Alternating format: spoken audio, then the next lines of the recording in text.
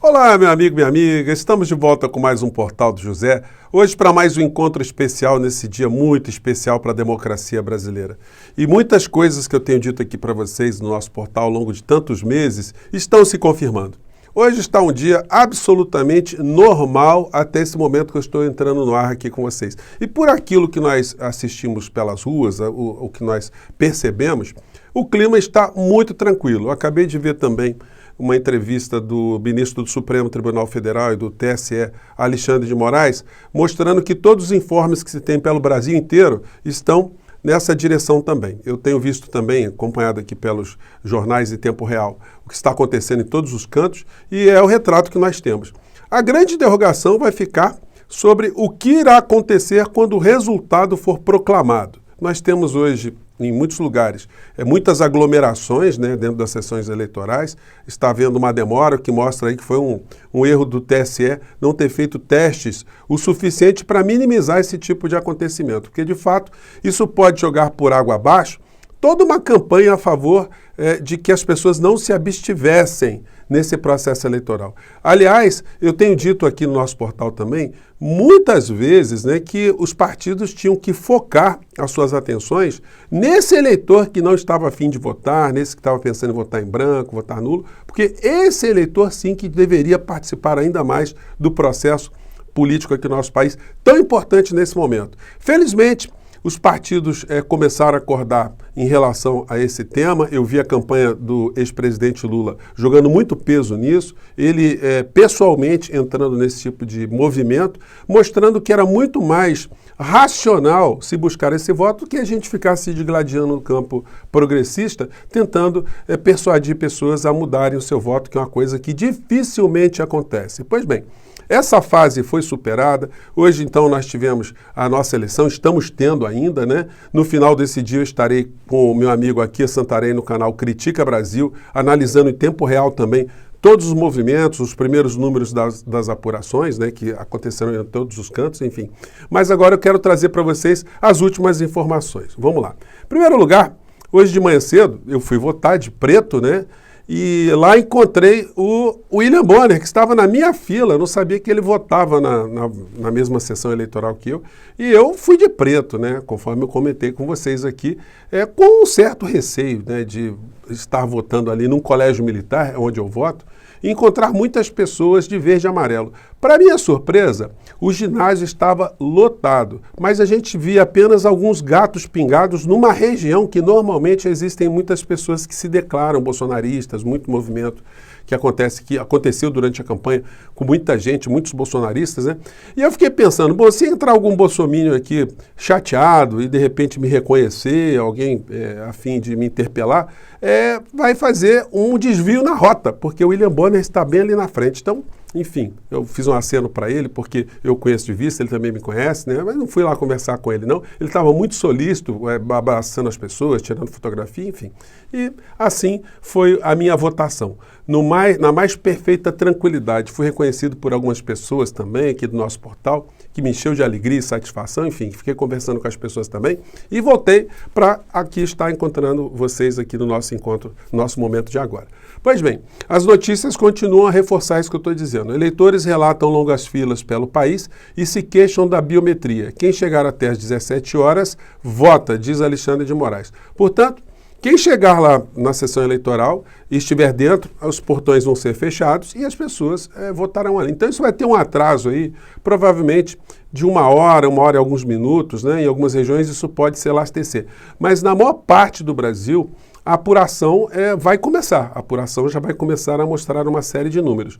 E aí fica uma pergunta, E as pesquisas de boca de urna, que sempre aconteceram em várias eleições? Gente, a eleição está tão rápida na apuração que as pesquisas de boca de urna ficaram inócuas, ficaram absolutamente impertinentes, porque elas seriam divulgadas ao mesmo tempo que os números do TSE começassem a ser colocados para a sociedade também. Então, os grandes institutos de pesquisa resolveram não fazer pesquisa de boca de urna. Portanto, nós não teremos essa informação, nós começaremos a analisar os resultados das eleições, dessa eleição, em tempo real, junto com os números do TSE. Os indicadores que estão vindo lá de fora continuam a manifestar uma tendência, né, de despertar dos brasileiros que estavam lá fora, em que 2018 votaram majoritariamente em Jair Bolsonaro e agora mudaram completamente o voto, com muita participação, muito comparecimento das embaixadas para poderem fazer o seu voto ali, exercer o seu voto. Então a matéria diz: eleitores postam fotos de boletins de urnas no exterior com o resultado da votação nas sessões. E o Lula está se dando muito bem nessa votação, e mais do que isso, se a gente somar os votos que foram dados também a Simone Tebet e a Ciro Gomes, a gente vai ver que majoritariamente as pessoas que estão fora do nosso país estão reprovando também, rejeitando, condenando a campanha de Jair Bolsonaro. Não é à toa que eu fui votar de preto hoje, e muitas pessoas estavam de preto em todos os lugares do Brasil. Tenho recebido muitos informes aqui de muitas pessoas que foram votar de preto também, e foi em sinal de respeito pelas pessoas que foram vítimas desse governo que fez o que fez aqui no nosso país. E hoje eu vi essa charge aqui na Folha de São Paulo, que espelha bem, né, esse sentimento, né? A gente, na hora de votar, a gente começou a se lembrar de algumas pessoas que não exerceram esse direito porque elas não estão mais entre nós. A charge é do Jean Galvão. O texto diz 686 mil mortes.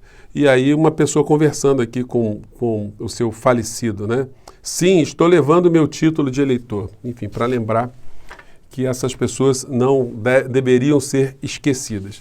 Os jornais de hoje, domingo, estão mostrando algumas situações que vão sinalizar o que pode acontecer ainda nesse processo. Essa matéria aqui diz o seguinte: Bolsonaro chega às urnas sem apoio externo à tese de fraude no sistema. Gente, vai ser uma bomba nuclear se, quando a gente começar a ter os primeiros resultados desse processo eleitoral, quando a gente já tiver estatisticamente o que vai acontecer no Brasil, se acontecer uma vitória em primeiro turno do ex-presidente Lula, nós vamos começar a ter os pronunciamentos dos países que têm relação com o Brasil. Os Estados Unidos já fizeram reconhecimento do resultado da eleição, a Rússia, a China, os países desenvolvidos. O que vai acontecer com essas pessoas que eu apelidei carinhosamente de os canjicas, as pessoas desnorteadas? O que elas farão? O que fará o atual presidente da República? Não é à toa que nós temos que estar muito vigilantes, porque essa turma, eles têm um comportamento que está absolutamente fundamentado numa espécie de radicalismo messiânico, né? Então, dessas pessoas a gente tem que ficar esperando qualquer coisa, porque a gente já viu de muitas situações.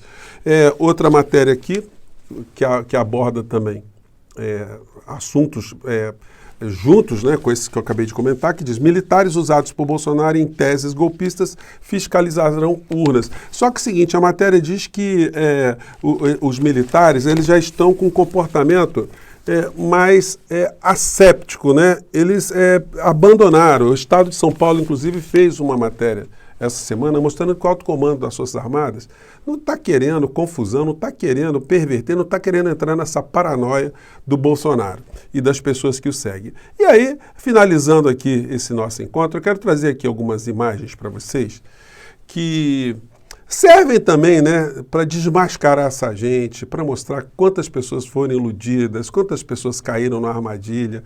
O Brasil vai ter uma mudança de governo. A gente tem que dizer para esses bolsonaristas, os fundamentalistas, algumas coisas muito sérias e muito serenas. Em primeiro lugar, é que o Brasil não vai virar Cuba, o Brasil não vai virar Venezuela. Nós não teremos apartamentos, propriedades privadas invadidas aos borbotões.